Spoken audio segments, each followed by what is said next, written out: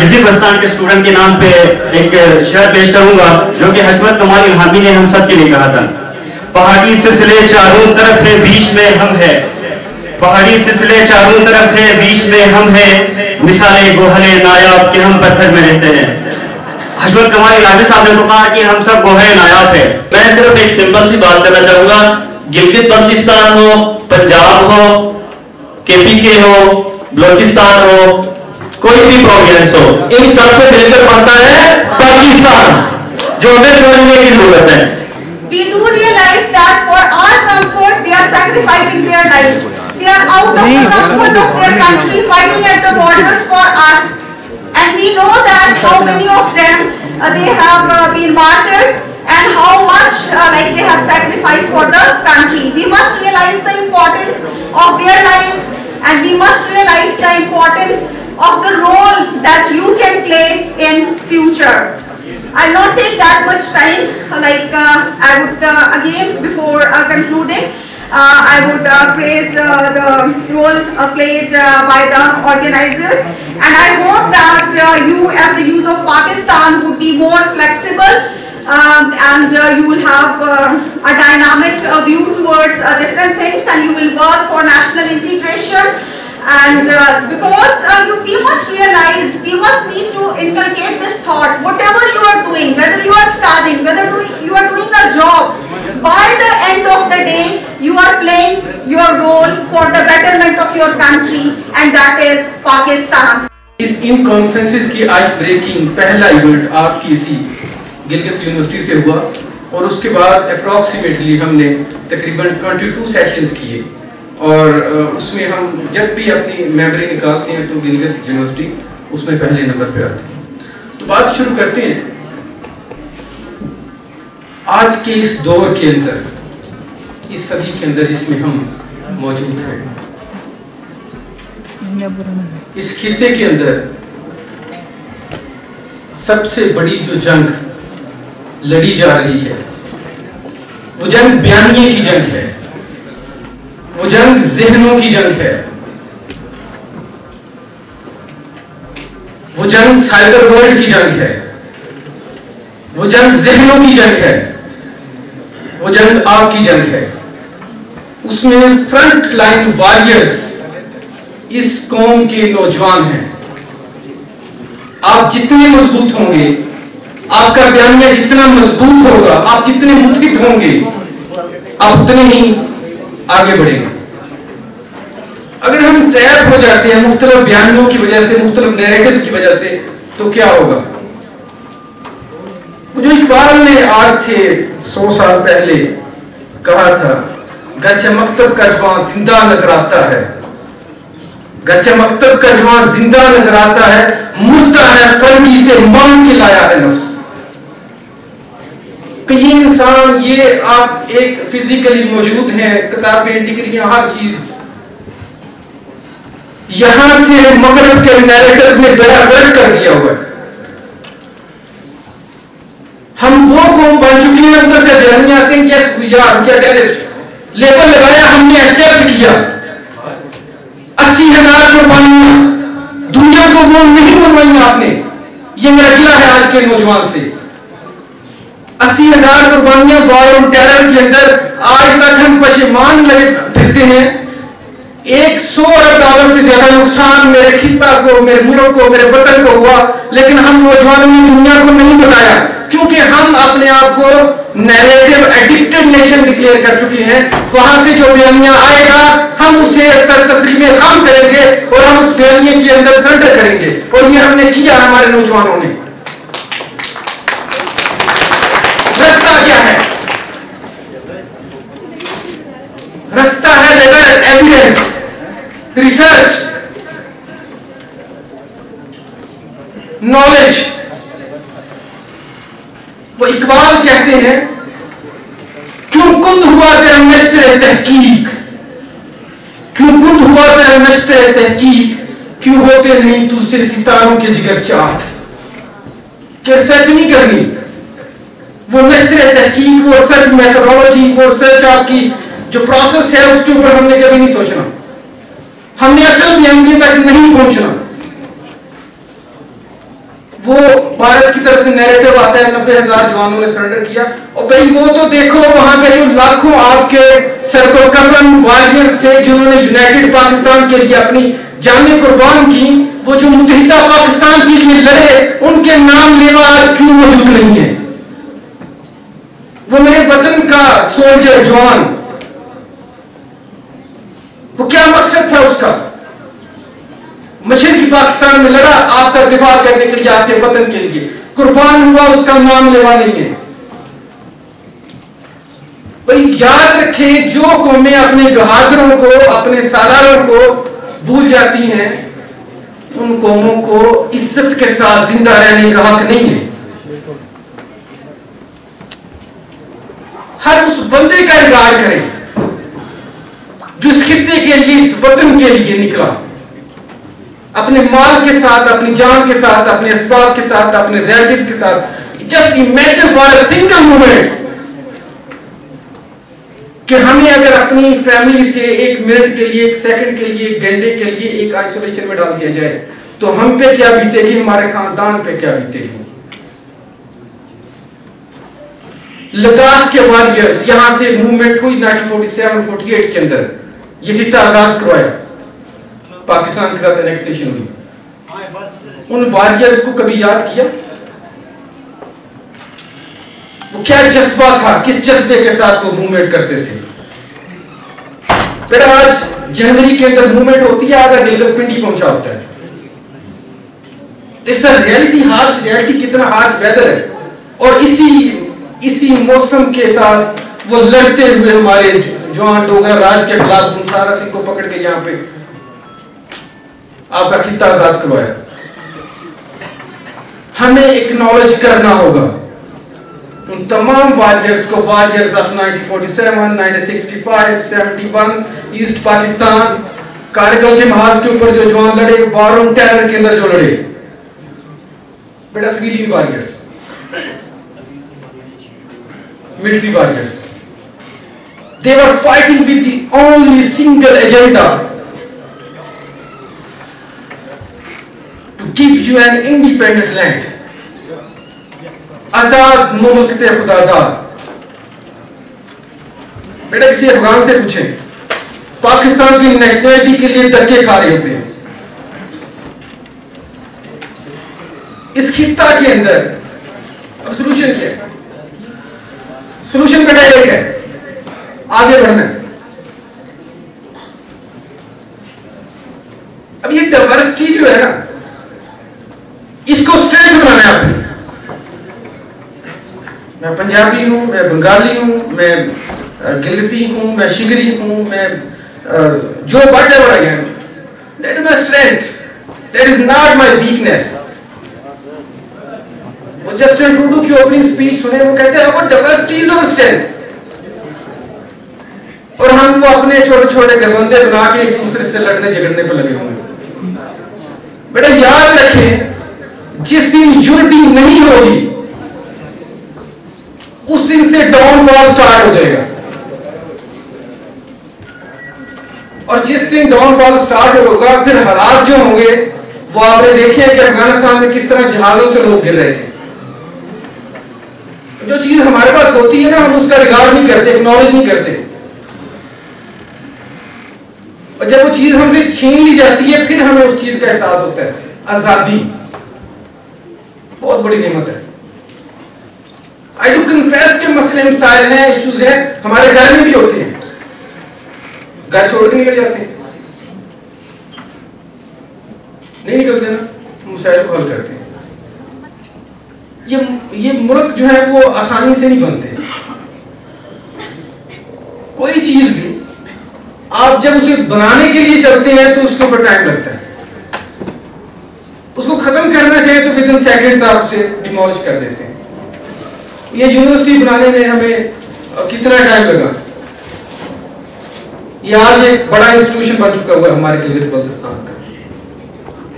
या उन लोगों से पूछिए जिन टीचर्स ने, फैकल्टी ने मेहनत की रातों को जाग के, उन एडमिनिस्ट्रेटर से पूछिए जिन्होंने इसके लिए अपनी रातें जागी। वो इसी तरह इस मुल्क के लिए जो काम हुआ वो एक बहुत बड़ी एक एफर्ट, बड़ी सैक्रिफाइसेस उसके बाद जाके ये खिता हासिल हुआ। तो इस खित्ते के लिए, हमारे अपने लोगों के लिए हमें मुत्हिद होकर आगे बढ़ना होगा। आखिर में इस उम्मीद के साथ, इस दुआ के साथ और इस अज़म के साथ कि वो लोग जो हमारे वतन के लिए, मुमलकत खुदादाद के लिए, whether they are the civilians, whether they belong to any strata of military, they are honorable and we acknowledge। और जब हम acknowledge करेंगे अपने लोगों को, तो इससे हमें एक कॉन्फिडेंस मिलेगा और इसी कॉन्फिडेंस के साथ इंशाल्लाह हम आगे बढ़ते चले जाएंगे। You guys are the best minds। कब होते हैं? बड़े विजन के साथ चलते हैं। जब छोटे विजन के साथ चलेंगे तो फिर एक दूसरे को हम गिराते रहेंगे। तारीख से सबक नहीं सीखा। 1971 में भी हमारे साथ यही हुआ कि वो, अच्छा 1971 में जो हुआ उसकी रेप्लिकेशन अब आप बांग्लादेश में देख लें। कुरान पाक की बेहरमती की उन्होंने हिंदू मंदिर के अंदर, और मुस्लिम्स ने जब एहतजाज किया तो शटअप कॉल आई वहां से, इंडिया से, और कौमियत पे जाओ। बेटा यूनिटी जो है ना वो स्ट्रॉन्ग रिबटल है किसी भी चीज का। अगर इत्तेहाद काम नहीं करोगे, बड़े विजन के साथ नहीं चलोगे, जिंदगी के अंदर तसलसल नहीं आएगा तो कामयाबी बेटा नहीं मिलेगी।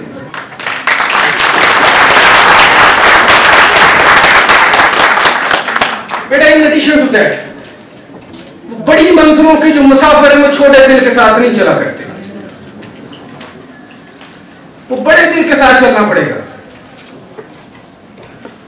कॉन्फिडेंस के साथ, वो उसी तसल्सल के साथ जो कुरान पाक की आयत में था, वो उसी जज्बे के साथ, वो उसी कमिटमेंट के साथ, वो उसी लगन के साथ, वो उसी यूनिटी के साथ, वो उसी जुस्तजू के साथ और वो उसी नॉलेज के साथ, जैसे इकबाल ने बारहा आप लोगों को कहा कि उसके ऊपर गौर करें। कभी ये नौजवान मुस्लिम तदब्बर भी किया तुमने? कभी ये नौजवान मुस्लिम तदब्बर भी किया तुमने? वो क्या गर्दों था जिसका है तू एक टूटा हुआ तारा।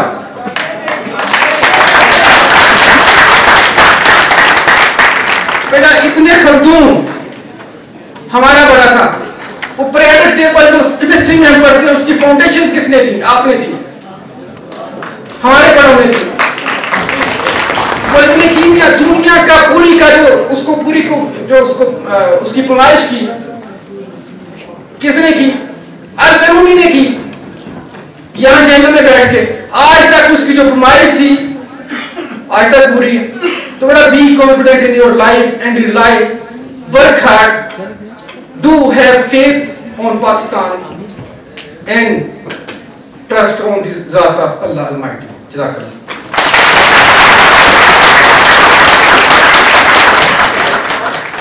जिस रसूल की आप बात करते हैं, हम तारीफ करते हैं, मगरिब में और हिंदुस्तान में उस अल्लाह की तारीफ नहीं की जाती, उस रसूल की तारीफ नहीं की जाती। आप नौजवान हैं, आपको मालूम होना चाहिए कि उस अल्लाह से नफरत का अजहार किया जाता है मगरिब में।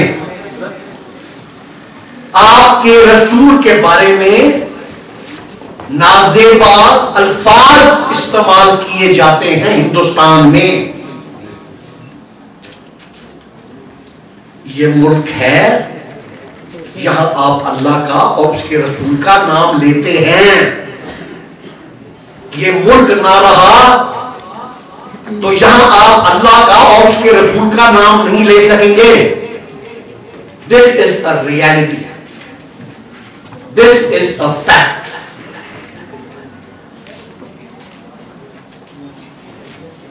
900 साल मुगल रहे, 600 साल ऑटोमान्स रहे। दुनिया में 1857 में अंग्रेज ने आकर मुगल एम्पायर को खत्म किया, मुस्लिम एम्पायर को खत्म किया। 1918 में जब पहले जंग अजीम खत्म हुई तो ऑटोमान एम्पायर को खत्म कर दिया गया, मुसलमान एम्पायर को खत्म कर दिया गया। फिर तहरीकें चली कि किसी तरीके से हम मुसलमान अपने आप को इज्जत के साथ रख सके इस दुनिया में। तहरीकें चली। जब सिख आए थे तो बादशाही मस्जिद जो है लाहौर में, उनके घोड़े बांधे जाते थे और जो मीनार हैं बादशाही मॉस्क के, उनको सिख सोल्जर्स अपनी बंदूकों से निशाना लेके गोलियां चलाया करते थे। मुसलमानों को अजान देने की इजाजत नहीं थी। फिर तहरीकें चली, तहरीकें चली और चलती रही। अल्लामा इकबाल ने 1930 में इलाहाबाद में तकरीर की और एक बात उन्होंने बहुत अहम की। उन्होंने कहा कि जब किसी कौम को एक लीडर मिलता है तो वो अल्लाह ताला की तरफ से एक तोहफा होता है। आपको हमें मोहम्मद अली जिन्ना मिले। Mohammad Ali Jinnah was a forward looking, modern, tolerant Muslim.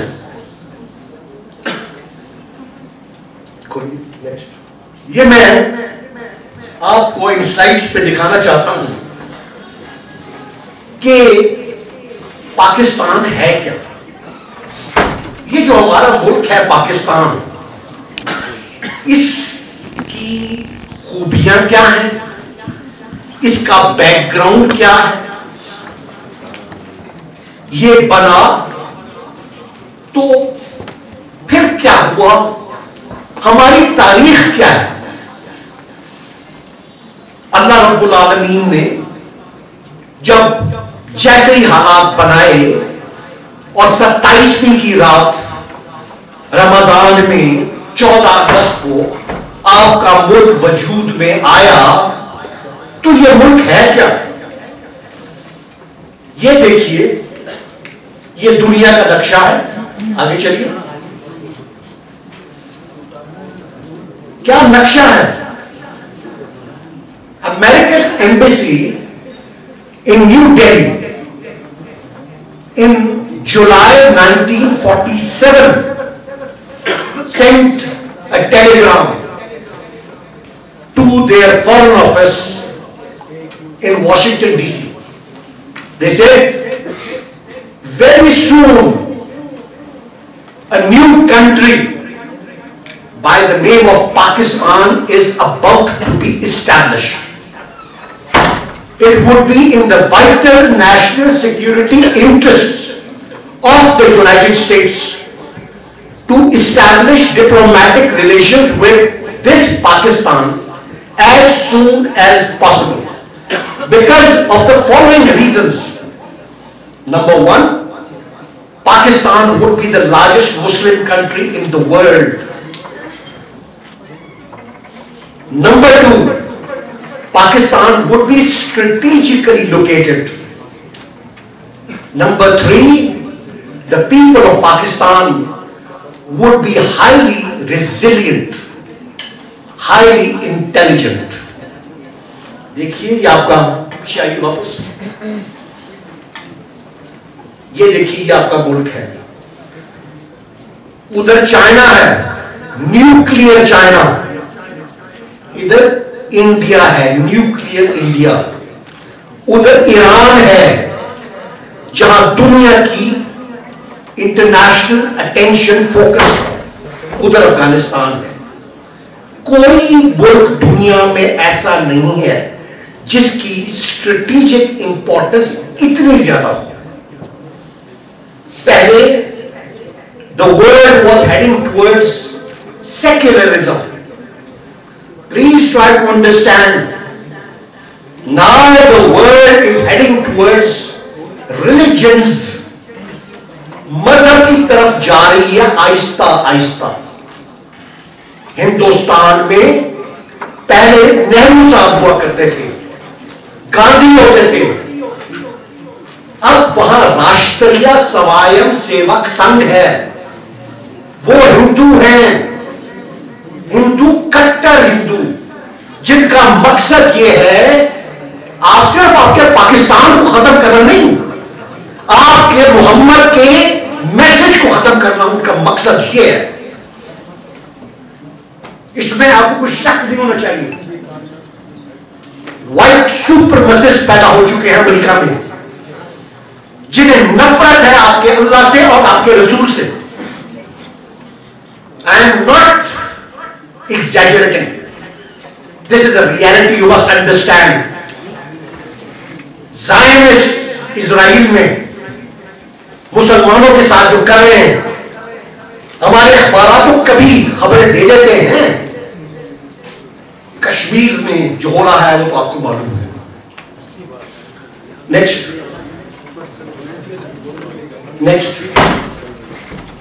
ये देखिए, ये Mohammad Ali Jinnah, a forward looking man. हमारे रसूल जो है, he was not a conservative person. हमारे मोहम्मद जो है, he was a forward looking man. Quran आप पढ़ें, उन्हीं की सुन्नत पे अमल करते हुए इस शख्स ने अपनी आइडियोलॉजी बनाई। Modern, tolerant, forward looking Muslim Pakistan, in accordance with the principles of the state at present and in future. ये वो शख्स थे। इन्हें जब कहा गया कि आपको टाइटल दिया जा रहा है कायदे आजम का, तो इन्होंने कहा why are you calling me कायदे आजम? Just call me Mr. Jinnah. When I die, I go to my Creator. I want by Allah to say, Mr. Jinnah, you did a very good job.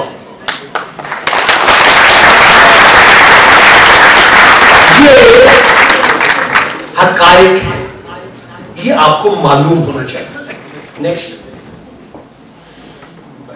ये देखिए, अल्लामा Iqbal, Bosnia हर्ज़ेगोविना एक मुल्क है Europe में। अलीशा इज्जत बेगोविच इस मुल्क के पहले सदर बने 1990s, अर्ली 1990s की बात है। perhaps the only or maybe one other Muslim country, white Muslim country located in Europe. तो पहले सदर जो थे उस मुल्क के, इज्जत बेगोविच, वो कहते हैं कि जब हम स्कूल में पढ़ा करते थे तो हम अल्लामा इकबाल को पढ़ा करते थे और इन्हीं के आइडियाज से फायदा उठा के हमने बोस्निया हर्ज़ेगोविना की बुनियाद रखी यूरोप में। इन शख्स का कहना था। Next please. अब ये हमारा मुल्क है। अल्लाह ताला ने आपको कौन सा मुल्क दिया है, कभी आपने सोचा है? Professor Ahmad Hassan Dani underlines that the oldest stone tool in the world, going back 2.2 million years, has been found near Islamabad. बाकी दुनिया में कोई मुल्क शायद नहीं है जिसकी तारीखें इतनी पुरानी हो। इजिप्ट है, मेसोपोटामिया है, लेकिन जनूबी एशिया में आप ही है। आपको अल्लाह ताला ने वो मुल्क दिया जहां सब कुछ है। आपने सुना कि हमारे पास ये भी है, ये भी है, लेकिन अब जरा गौर से देखिए आपके पास है क्या कुछ। नेक्स्ट चलिए, ये है Mehrgarh. According to New York Times ये मेहरगढ़ तहजीब थी हमारे बलूचिस्तान में 9000 years ago। यहां पर दुनिया का सबसे पहला डेंटल ऑपरेशन हुआ था। दुनिया का, ये मैं नहीं कह रहा, आप न्यूयॉर्क टाइम्स पढ़े, आप फ्रेंच स्कॉलर्स को पढ़े, ये पाकिस्तान में हुआ था। 9000 साल पहले इसी खित्ते में। नेक्स्ट, आप जानते हैं फिर मोहम्मद बिन कासिम आए। ये तारीख मुझे बहुत दोहराने की जरूरत नहीं है, आपको सबको पता है। नेक्स्ट, हाँ, ये मैं आपको मुगल एम्प्रेस की तस्वीर दिखा रहा था, आप जानते हैं इनको। नेक्स्ट, ये देखिए,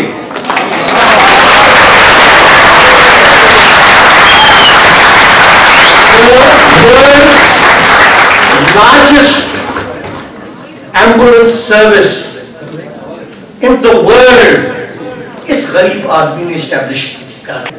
मैं कंक्लूड करने से पहले एक चीज आपको बताना चाहता हूं। ये मुगल दौर में, अकबर के जमाने में, औरंगजेब के जमाने में, ये सारा का सारा जो है इंडिया, सारा का सारा बांग्लादेश, सारा का सारा पाकिस्तान, सारा अफगानिस्तान, सारा parts of Persia and southern parts of central Asia, ये मुगल एम्पायर का हिस्सा थे। फिर साजिशें हुई इस्लाम के खिलाफ, मुसलमानों के खिलाफ, कभी इंटेलेक्चुअल साजिशें, कभी मिलिट्री साजिशें।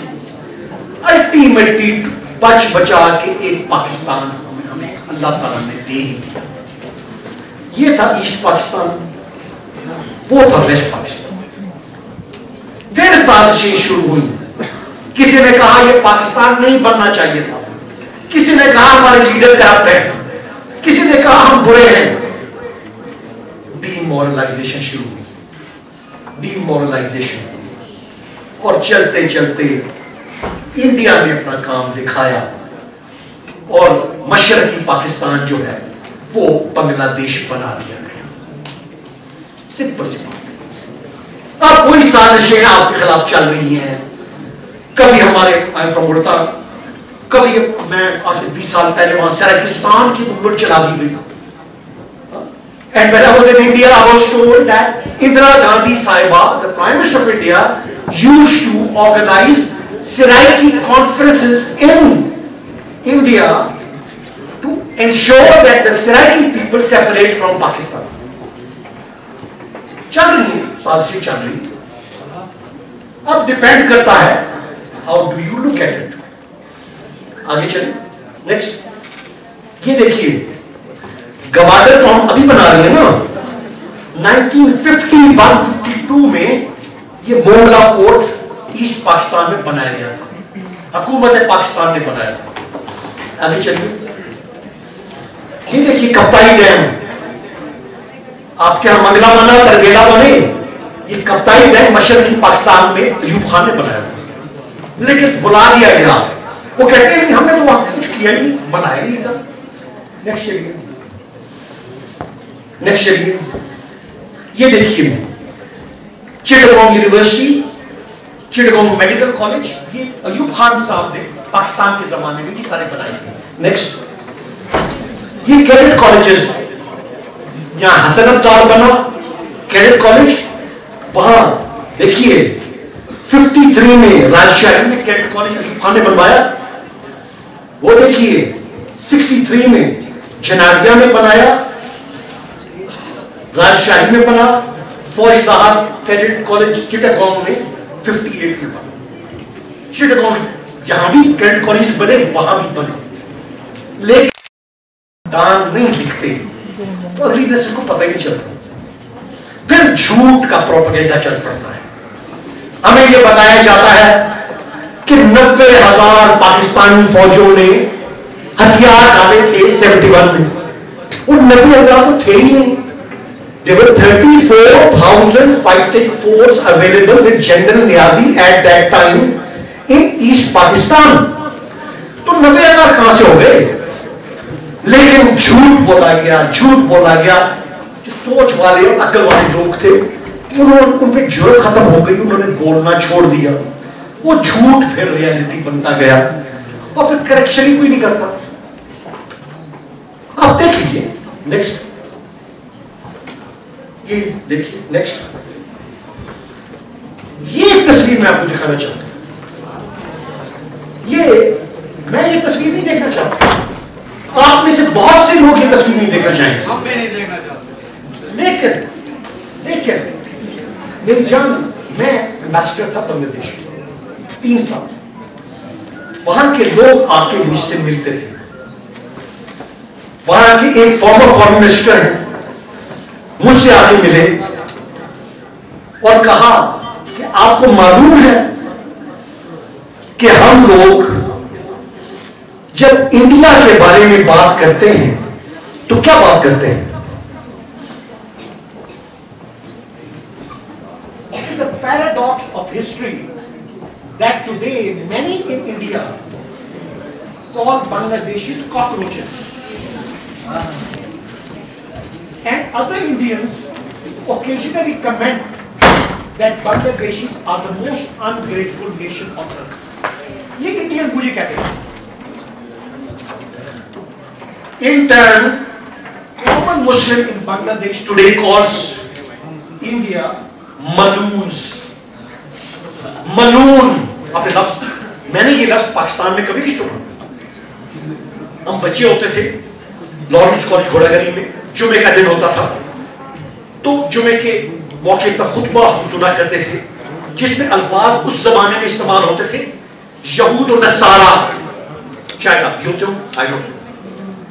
लेकिन मैंने बांग्लादेश में एक और लफ्ज सुना, यहूद और हनूद और नसारा। मैं आपको हकायक बता रहा हूं, मैं बांग्लादेश में था तो मेरी आंखों में से आंसू निकलते थे बेबसी के। खुदा की कसम, मैं खुदा को हाजिर नाजिर जान के आप लोगों को बता रहा हूं, वो इतने बेबस लोग हैं विज़ा-विज़ इंडिया, इतने बेबस हो चुके हैं। वो मुझे कहते थे आपके पास मिसाइल हैं, खुदारा हमें तो कुछ दे दो, हम भी मुकाबला कर सकें इस मुल्क का। ये आपका मुल्क है, ये बल्तिस्तान आपका है, ये पंजाब आपका है, ये सिंध बलूचिस्तान खैबर पख्तूनख्वा ये आपके हैं, आप हैं। अगर आप चाहते हैं कि आप जैसे आपके बाप दादा मुसलमान थे, आपकी औलाद भी मरे तो मुसलमान की मौत मरे, ये कुरान में है, तुमने नहीं मरना मगर एक मुसलमान की मौत। अगर आप चाहते हैं कि आपकी औलाद और उनकी औलाद मुसलमान रहे तो एक पॉलिटिकल एंटिटी का होना बहुत जरूरी है जहां आपके अपने इंस्टीट्यूशंस हो, आपकी अपनी एजुकेशनल यूनिवर्सिटीज हो, आपका अपना निसाब हो, जहां आपकी मेंटल ईथॉस के मुताबिक आपको तालीम दी जाए, जहां आपकी फॉरेन सर्विस हो, जहां आपकी सिविल सर्विस हो, जहां आपकी फौज हो, ताकि आपका जो डिप्लोमेट है वो दिफा कर सके आपके मुल्क का डिप्लोमेटिकली, आपकी फौज दिफा कर सके अपने मुल्क का मिलिटरी, और हमारे इंटेलेक्चुअल्स माशाअल्लाह जो हैं वो अपने मुल्क का इंटेलेक्चुअली दिफा करें बाय राइटिंग बुक्स। आखिर में मैं सिर्फ एक बात कहता हूं, देखिए अल्लाह ताला ने अपने रसूल भेजे और साथ कुरान भी भेजा।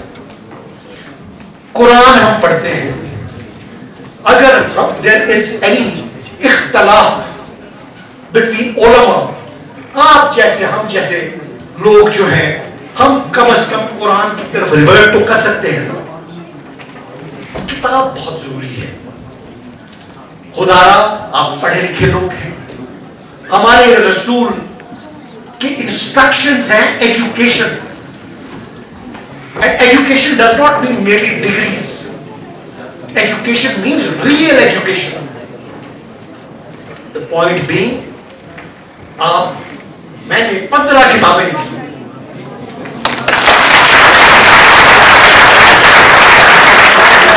I am not saying this to impress you. I don't want to impress you, and I don't have to impress you. Why should I impress you? But the point is, I'm just telling you, on my part, small part, I've done this work, and I feel so satisfied. I feel so gratified. When I die, there'll be somebody who'll be reading my books. That is a source of satisfaction. You people, अल्लाह ताला ने आपको तालीम दी, अच्छी जगहों पे पढ़ाया, मौका दिया पढ़ने का। आप सोचिए, आप इस्लामी जमहूरिया पाकिस्तान की खिदमत कीजिए। अल्लाह रब्बुल आलमीन का बहुत बड़ा एहसान है आप पर, बहुत बड़ा एहसान है आप पर। कहने को तो बहुत दिल चाहता है, लेकिन ज्यादा बोलना भी नहीं चाहिए। आप खुद सही लोग हैं, आपको खुद अपने कंक्लूजन्स ड्रॉ करने चाहिए। अल्लाह जो पाकिस्तान के हवाले से जितने भी इनिशिएटिव्स हैं और जितनी भी खूबसूरती है, उसको आपने बहुत थोड़े वक्त में बहुत खूबसूरती से आपने जो है हमारे नौजवानों को जो है बयान कर दिया है। और ये यकीनन आपका ही खासा है कि आपने अपने तजर्बात के हवाले से वो सारी चीज़ें हमें पेश कर दी। बड़ा ही ये खूबसूरत इवेंट अमन, मोहब्बत, प्यार, मेहमान नवाजी और खुलूस बड़े लोगों की सरजमीन पर उन नौजवानों से कि जिस कौम के नौजवान हैं, जो बहादुर हैं, जो वजूर हैं, जो जफाकश हैं। पूरी